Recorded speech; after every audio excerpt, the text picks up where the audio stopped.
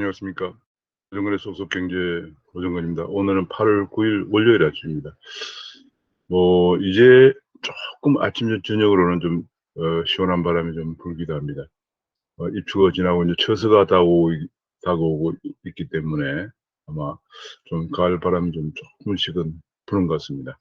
이번 주가 지나면 한더위는 거의 꺾이지 않을까 하는 생각도 해봅니다. 오늘 8월 9일 아침에 그 경제 시사를 시작하겠습니다. 제가 준비한 자료를 보시면서 같이 말씀을 나누도록 하겠습니다. 귀에 쏙쏙 들어가도록 경기 기사를 쉽게 해석해드리는 명품 시사에서 8월 9일 아침입니다. 구독과 알림 설정 부탁드립니다. 지금 4차 대유행이 전국화가 뚜렷하다. 지금 현재 비수도권도 700명대고 어제 전국에 1729명이 확진자가 나와서 계속 지금 1700명대를 이어가고 있습니다. 그래서 내일부터는 부산도 거리두기 4단계를 적용한다는 발표가 나왔습니다. 정말 큰 문제입니다. 빨리 이게 좀 수그러들어야 되는데 계속 수그러들지 않고 있습니다. 그런데 문제는 접종 속도보다도 확산세가 더 빠른 것이 문제다. 그런 얘기입니다. 지금 현재 백신이 확보가 안 되고 있기 때문에 토요일에 1729만 명의 확진, 주말 최다를 기록하고 부산서 무더기 돌파 감염이 나오면서 돌파 감염은 확진 2번이나 접종을 맞았는데도 감염된 경우를 말합니다. 그래서 지금 현재 큰 이게 문제다. 결국은 지금 이게 델타 변이 바이러스가 확산되는데 델타 변이 바이러스가 확산되는데도 불구하고 백신이 확보가 안 된 것이 지금 이런 난국을 초래하고 있습니다. 지금 이제 그러다 보니까 계속 백신 확보를 못하고 이게 거리두기만 강화하고 있다 보니까 지금 6시 통금이 한 달째 되다 보니 자영업 매출의 절반이 사라졌다는 비관적인 보도가 나오고 있습니다. 매출이 1,500만 원 하던 월 매출이 300만 원으로 줄고 있다는 얘기 나오면서 집단 면역 전에 아마 자영업자들은 줄폐업하게 될 것이라는 전망도 나오고 있습니다.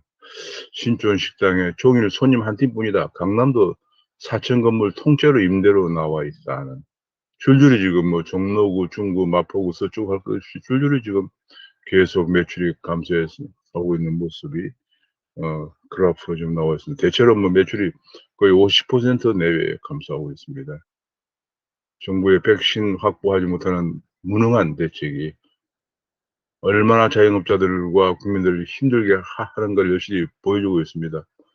정말 이렇게 되는데도 저는 과거 이스라엘 수상처럼 화이자에다가 이스라엘 수상은 화이자에다 30번 이상 전화해서 아침이고 밤이고 할 것 없이 전화해서 백신을 확보했다. 이 화이자 대표가 감동을 해서 화이자를 공급해주지 않을 수 없다는 그런 얘기까지가 나왔습니다. 우리는 저는 그런 노력을 하고 있다는 당국이나 대통령이나 어디 그런 흔적을 언론에는 전혀 보지를 못하고 있습니다. 그래서 국민들만 옥죄고 있습니다. 우리나라의 특징이 뭐냐면은 무능한 사람들이 자리를 차지하고 앉아서 밖으로는 아무 역할도 할 줄 모르면서 국민들만 옥죄는 그런 스타일이 바로 무능한 집권자들 혹은 권력자들의 그런 전형적인 모습이죠. 지금 그런 모습을 보는 것 같습니다. 오늘부터 18세부터 49세까지 백신 접종 예약을 한다고 합니다. 예약을 10부절에서 예약받는데 이 예약은 한다고 합니다. 그런데 예약하는데 이 대상자들은 26일부터 다음 달 30일까지 접종을 한다고 하는데 백신이 제대로 들어올 것인지 걱정이 됩니다.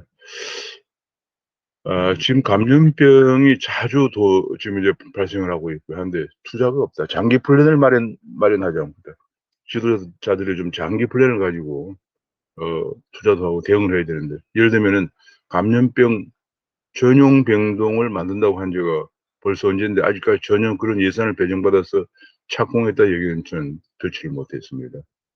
그러니까 지금 계속 나오면은 그냥 허둥대면서 국민들은 옥죄는 그거 외에는 아무 대책이 없는 단기적으로 백신을 확보하거나 중장기적으로 감염병 전용 병동을 만든다는 이런 대응책이 전혀 없는 그런 안타까운 모습이 계속되고 있습니다.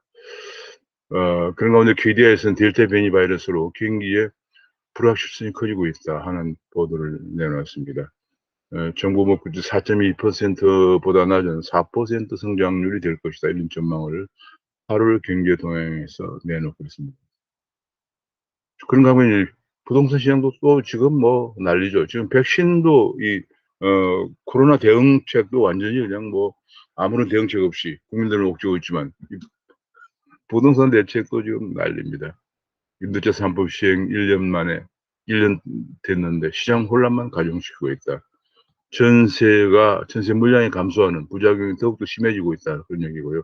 게다가 집주인과의 세입자 간의 분쟁만 키우고 있다. 예를 들어서 집을 사가지고 들어가려고 하는데 세입자가 살고 있어요. 그런데 임대차 세입자들은 또 전세 갱신권에 의해서 전월세 갱신권에 의해서 갱신을 주장하게 되면은 집을 사서 이사 가려고 하는 사람이 들어갈 수가 없는 문제가 생기죠. 그래서 1년 만에 법률 상담이 7,200건이나 쏟아지고 있다. 그리고 심지어는 법정 분쟁까지 가고 있다는 얘기입니다. 그런 가운데 110주 연속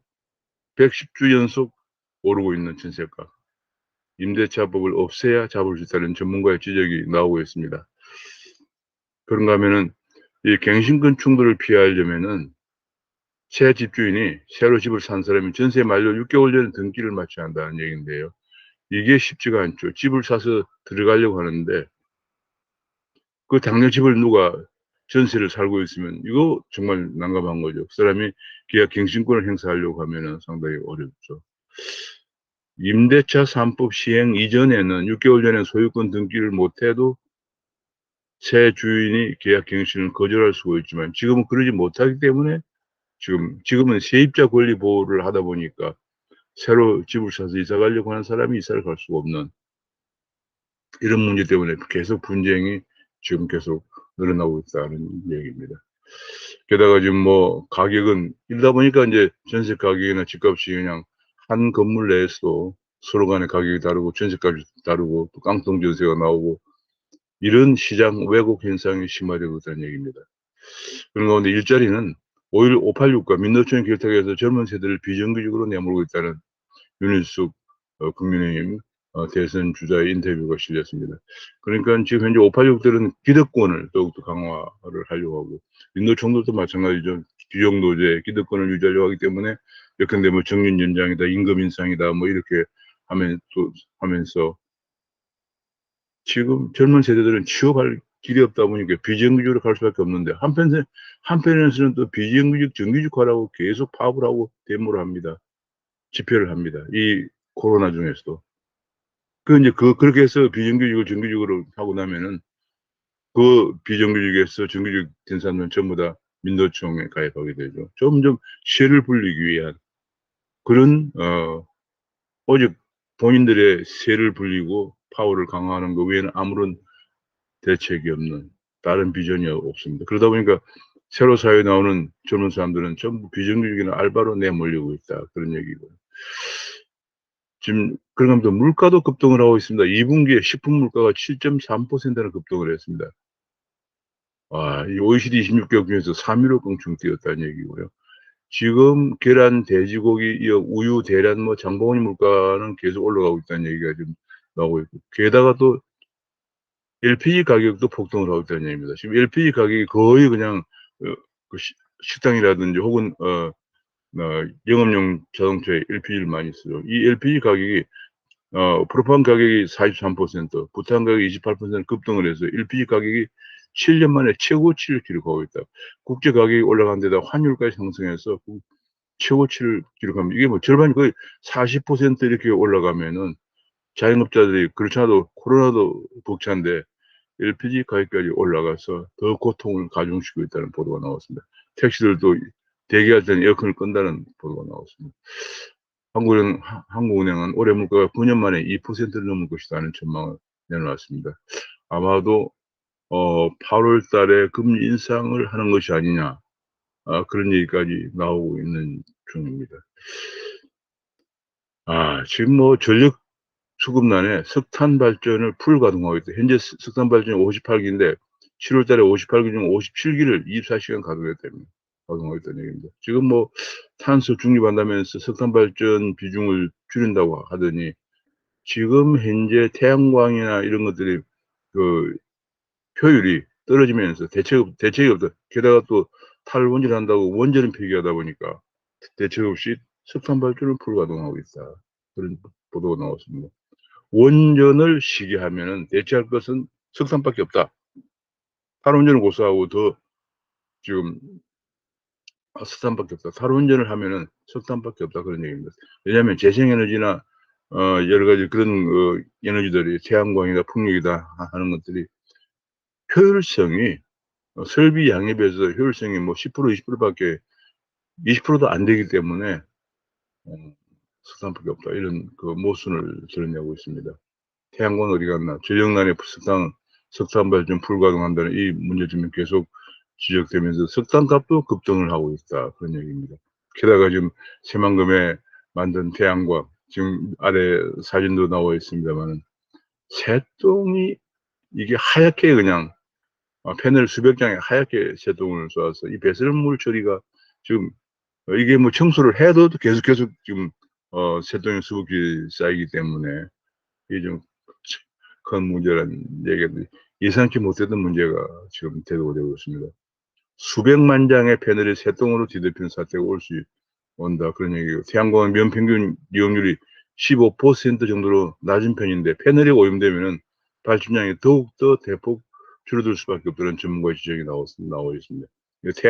태양광이 아니고 언론에서 새똥광이다 이런 말이 나왔습니다. 새똥광이 되어버린 새만금 태양광. 야, 뭐 좀 계속 문제를 유발시키고 있습니다. 그런 가운데 탄소 중립 2050 탄소 중립에 그래서 지금 태양광이라든지 이런 재생에너지 비중을 71%까지 늘린다고 하는 걸 발표했습니다. 첩초산중이다. 그런 가운데 미국이나 유럽에서도 탄소 국경세를 2023년부터 도입한다고 합니다. 좀 더 치밀하고 좀 더 가능한 대책이 필요하겠습니다. 다른 나라는 다 이것 때문에 원전을 특히 그 소형 모듈 원전을 굉장히 많이 개발하고 있는 중에 우리는 원전을 아예 폐기하려고 하니까 재생에너지 비중을 71%까지 늘린다고 합니다. 그러니까 지금 앞에서 본 것처럼 계속 부작용만 나타나고 있고 그러다 보니까 정부에서 태양광 신재생 에너지 계획에 보면은 본인들도 이제 이 계획을 수립하는 사람들도 에너지 부족 사태가 올 걸로 예상을 하고 있어요. 그 부족한 에너지는 중국이나 러시아의 전기를 북한을 경유해서 수입한다. 이런 지금 남북 간에 완전 평화 시대가 온 것처럼 착각을 하고 있습니다. 그걸 전제로 해서 지금 북한을 통해서 수입한다. 이런 얘기를 하고 있습니다.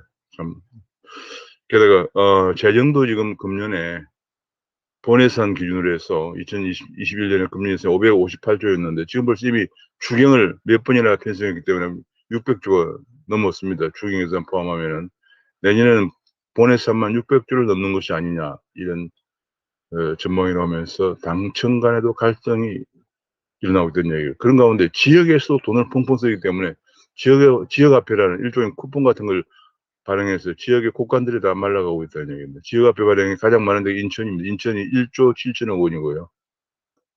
그 다음이 뭐 대전이 1조 원 등등 이렇게 많이 발행하면서 지금 지역의 곳간이 말라가고 있다.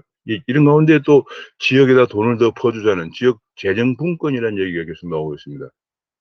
도저히 통제가 안 되는 지역의 재정 기출을 중앙에서 세금을 내서 더 도와주자.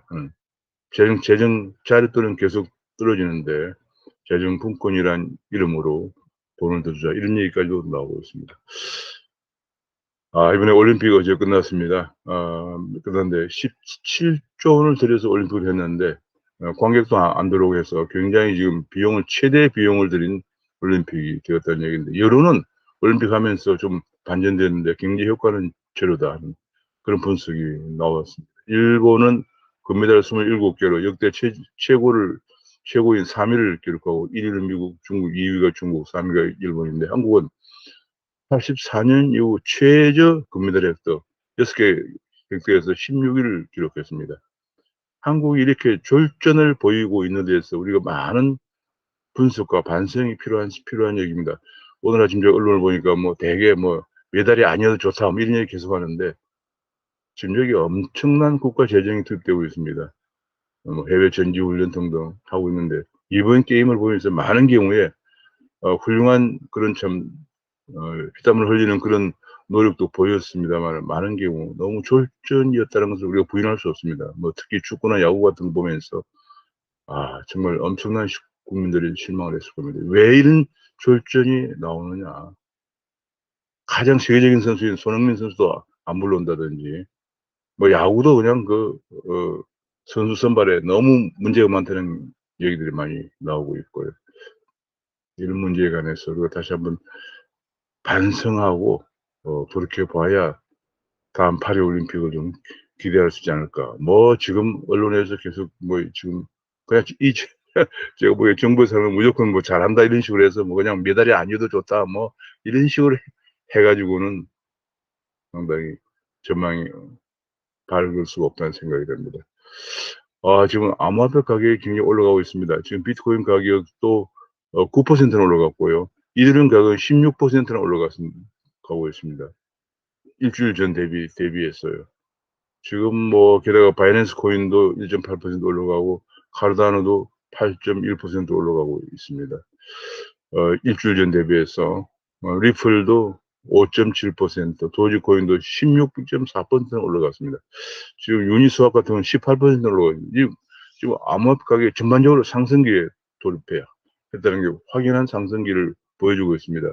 비트코인 같은 경우에 44,347달러를 기록했습니다.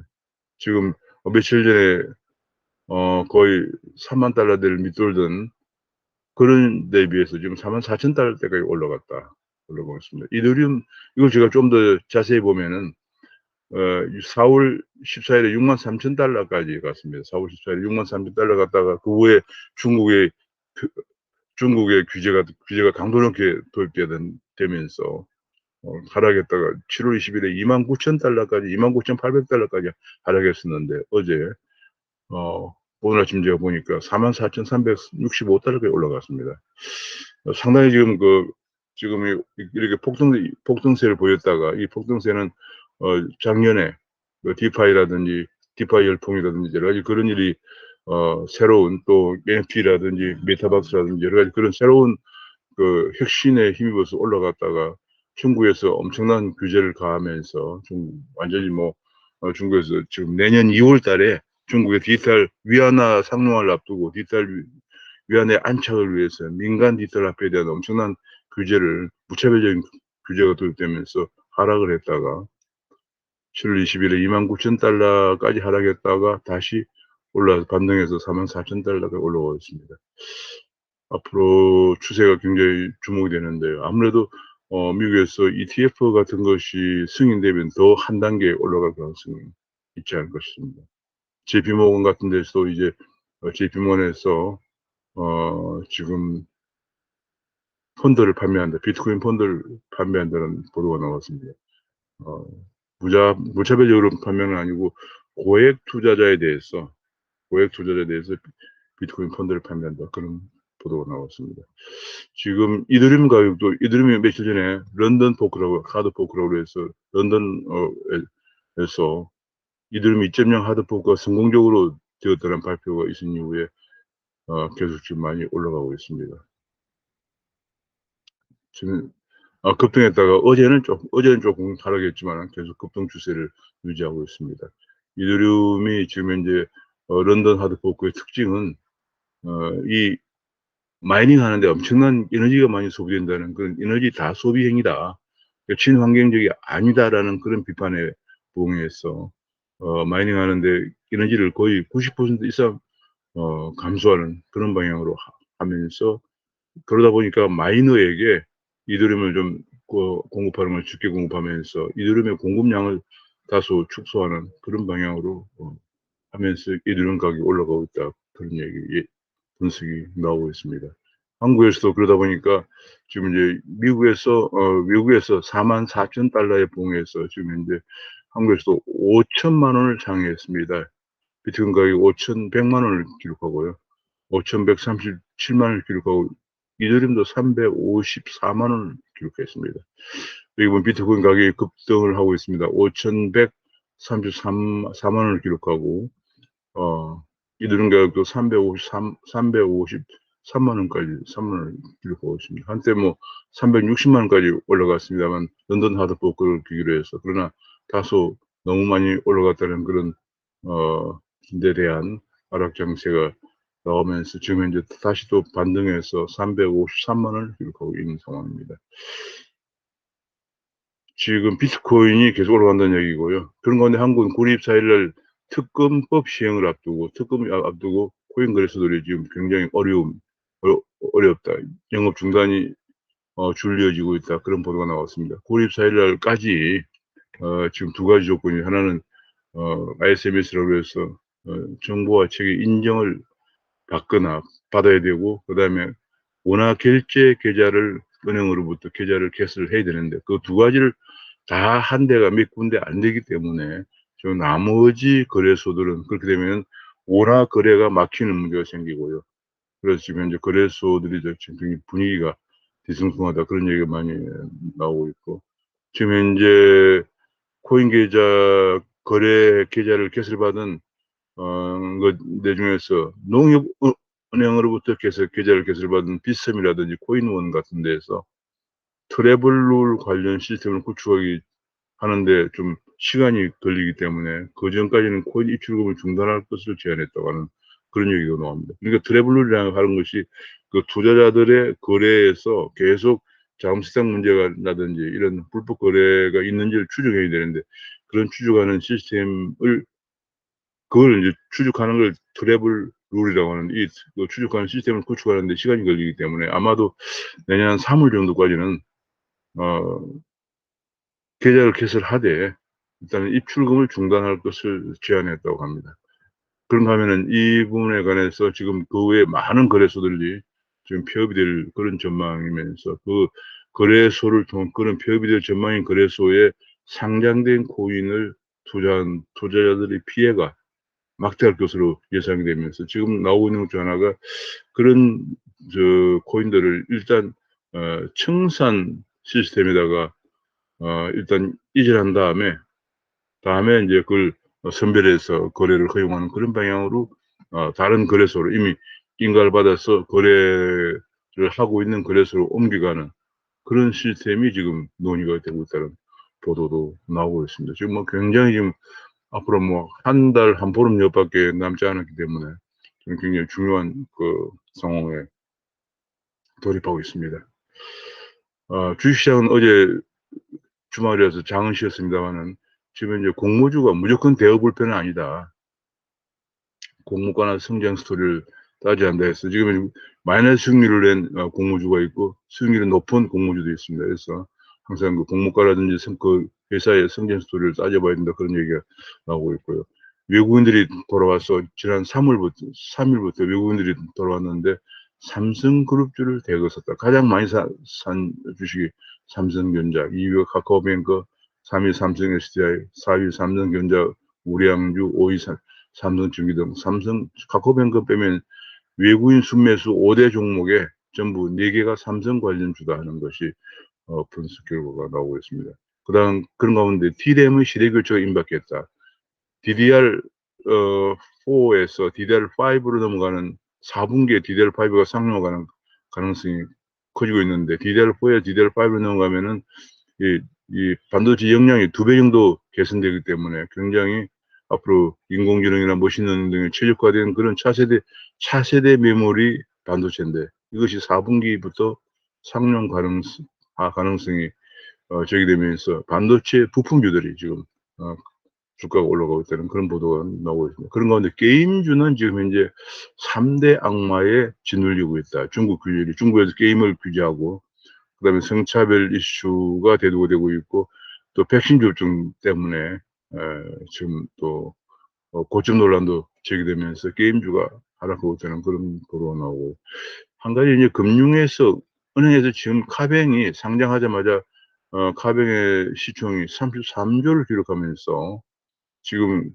KB국민은행, 전통의 KB국민은행 21조를 거의 50% 정도 능가하는 최대 은행으로 등장을 했습니다. 그래서 이 완전히 금산분리를 뒤흔든 매기라든지 상어였다는 그런 분석이 나왔는데요. 지금 이것이 굉장히 우리나라에서 이제 우리나라 은행 시장의 판도를 바꾸고 있습니다. 카카오뱅크 시총이 33조고 전통의 KB은행이 KB금융이 21조다 하는 거, 그다음에 신한지주가 20조 뭐 이렇게 나오고, 하나금융지주, 하나 우리 다 따돌리고 카카오뱅크가 웃었습니다. 참 이게 대단한 건데요. 제가 이걸 보니까 지금 이제 이거는 가장 큰 것이 이제 다른 우리나라 은행들은 현재 우리나라에만 있는 엄격한 금산분리 적용을 받기 때문에 산업자본이 은행에 지분을 10% 이상, 그중에서 의결권이 있는 지분은 4% 이상 갖지 못하게 되어 있는 데 비해서 인터넷은행은 특례법에 의해서 34%까지 갖도록 되어 있어요. 이번에 보면은 카카오뱅크의 27% 지분을 갖고 있습니다.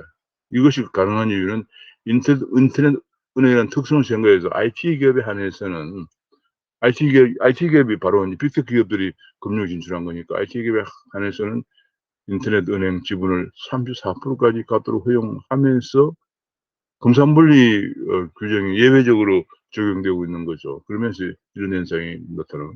이렇게 되면 이제 대주주가 소신껏 투자하고 경영을 할 수가 있게 되죠. 그렇게 되면서 이런 현상이 나타났는데요.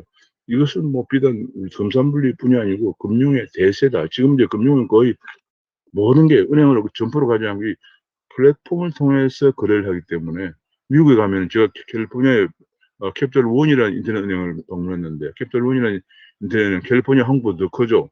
점포 하나 없이 본점 하나만 가지고 캘리포니아에서 가장 큰 은행으로 등장을 했습니다. 미국에서도 미국 전체에도 6대 은행으로 등장을 했어요. 그게 뭐냐면 이게 모바일 뱅킹이라는 게 얼마나 지금 파워풀한, 모든 경제가 거의 플랫폼으로 통한다라고 해도 과언이 아닙니다. 과거 옛날에 그런 말을 좀 모든 길을 로마로 통한다고 그랬습니다. 이제 모든 경제는 플랫폼으로 통한다. 이 플랫폼입니다.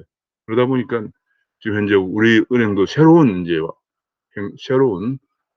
시대를 맞이하고 있다. 물론 캘리포니아 캐피털 원 같은 뱅크가 캘리포니아 최고 은행, 미국 전체 6대 은행으로 등장한 벌써 몇 년 전 얘기입니다. 제가 한 3년 전에 캐피털 원을 출장 갔을 때 그때 이제 둘러보고 본 건데, 벌써 몇 년 전이 우리가 좀 늦게, 우리는 인터넷 은행이 늦게 출범했죠. 2016년, 17년에 이제 출범한 거니까, 늦게 출범했지만 지금 이제 드디어 우리나라 은행 사람도 이제는 뭐 목 좋은 사거리에 큰 건물을 지고 앉아 있는 그런 시대가 아닙니다.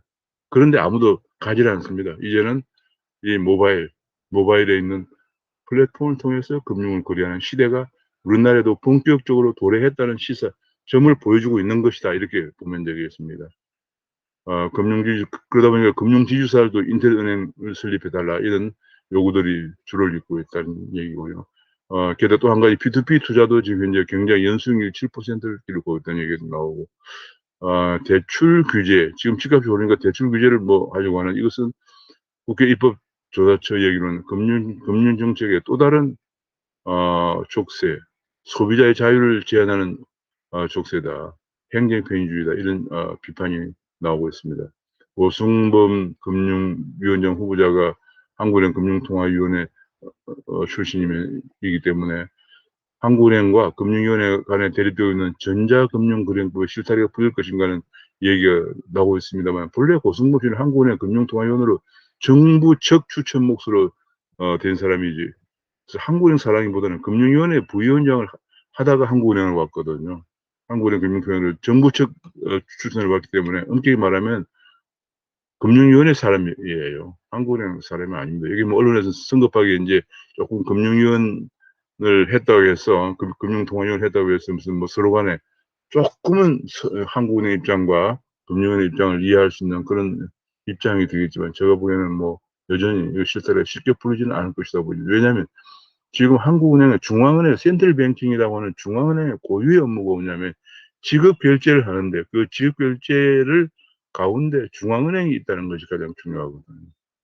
중앙은행이 이제 지급 결제를 중앙에서 결제해 준다는 건데 이번에 빅테크 기업들이 은행 금융에 진출하면서 새롭게 전자금융거래법을 만들어서 종합 지급 결제 사업자라는 걸 도입해서 금융위원회가 관장하려고 하는 거예요. 그것이 쉽게 말하면 전자금융거래법입니다. 그러니까 금융위원회가 중앙은행의 고유의 업무에 들어오는 거예요. 한국은행이 허용할 리가 없죠. 그렇게 하면 중앙은행의 본연의 업무를 완전히 침해당하는 것이기 때문에 이 문제는 본래 전자금융 저 개인 생각으로는 제가 하남 출신이라서 뭐 그런 얘기를 하는 건 중앙은행의 탄생 배경을 보고 중앙은행의 고유의 기능을 보면은 금융결제 기능까지 지금 말이죠. 금융위원회가 야금야금 들어가지고 과거에는 그러다 보니까 금융결제 기능을 은행들이 금융결제하는데 그 안에서 중앙은행에서 돈을 공급하고 줄이고 하면서 통화정책하고 하는 건데 지금 벌써 그래서 금융결제원을 언제나 금융결제원장은 한국은행 출신들이 나가다가 지금은 금융위원회에서 나오고 있습니다. 그러다가 지금 드디어 이런 전자금융거래법이라는 걸 만들어서 금융결제 기능까지 금융위원회가 관장하겠다는 이런 발상을 정부가 다 하겠다 뭐 이런 발상이죠. 이건 뭐 실타래가 풀릴 수가 없습니다. 폐지하는 것이 가장 바람직하다는 생각입니다. 5년간 팔린 공모펀드를 다 이제 새로운 금감원장이 공모펀드를 사모펀드 정도가 아니고 5년간 팔린 공모펀드를 전수조사한다는 얘기를 꺼냈습니다. 이렇게 되면 펀드 시장이 더 위축되겠죠. 지금 물론 소비자 보호가 중요하긴 합니다만 불안전 판매나 이런 걸 더 본다는 얘기인데 이렇게 되면 뭐 자연스럽게 공모펀드와 사모펀드 그렇지 않은 사모펀드가 크게 지금 위축되고 있는 상황인데 공모펀드 시장까지 위축될 우려가 큽니다.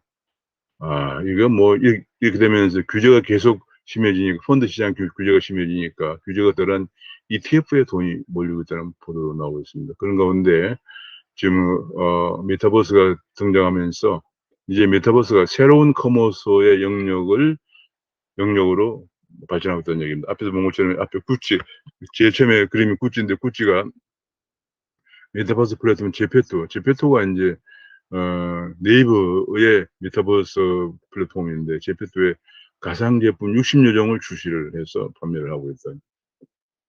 아바타를 소비자들이 아바타를 통해서 옷을 입어보고 이렇게 해서 이제 산다는 얘기고요.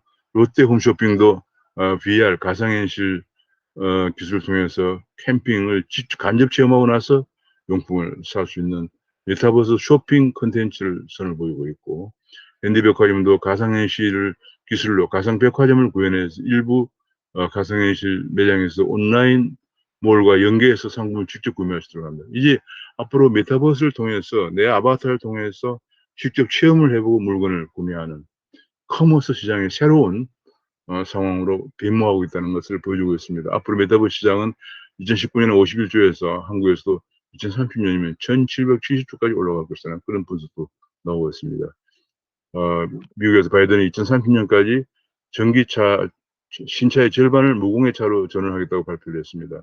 얼마 전에 발표했는데 이래서 전기차 시대가 더 빨라질 것이다 하는데 우리나라 노사는 아직도 지금 완전히 내연기관차 시대의 노사 상황에 머물러 있습니다. 뭐 정년을 연장해달라, 해고는 안 된다, 뭐 등등.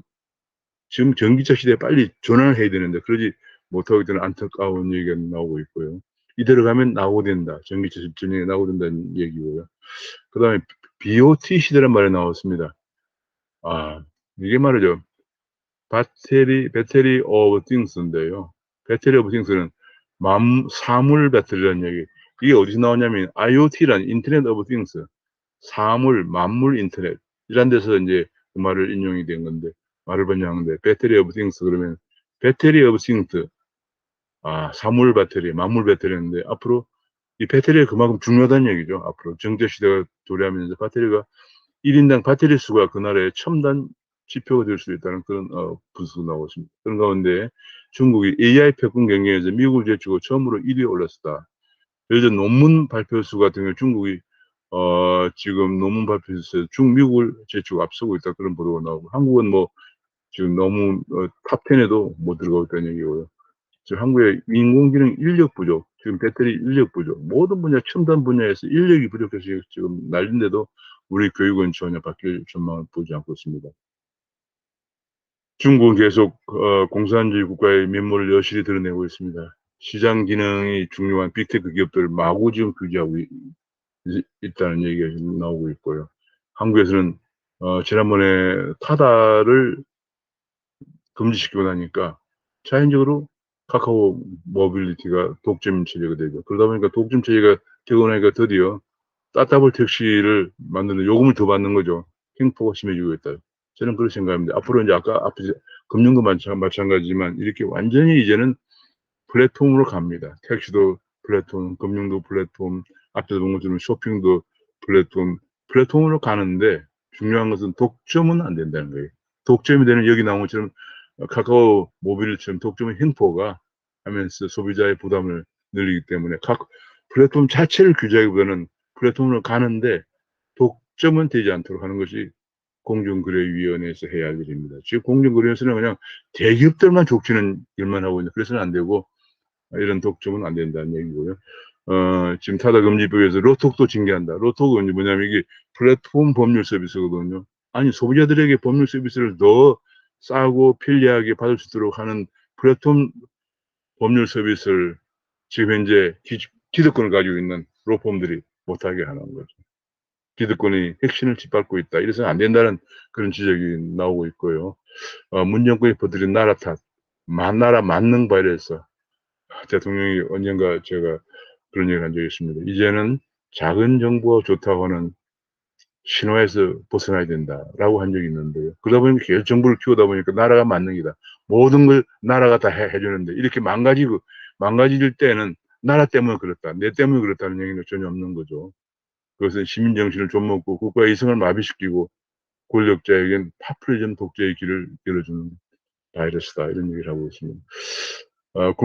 그러다 보니까 국민들 선물까지 간섭한다. 이제 공익자에게 주는 선물은 당연히 부정부패의 문제가 있으니까 제한을 하는 것 합니다만, 그러나 국민들께 주고받는 선물까지 간섭하려고 하는 국민권익위원회가 얼마 전에 그런 얘기를 추진을 해왔는데 이건 정말 문제가 있다.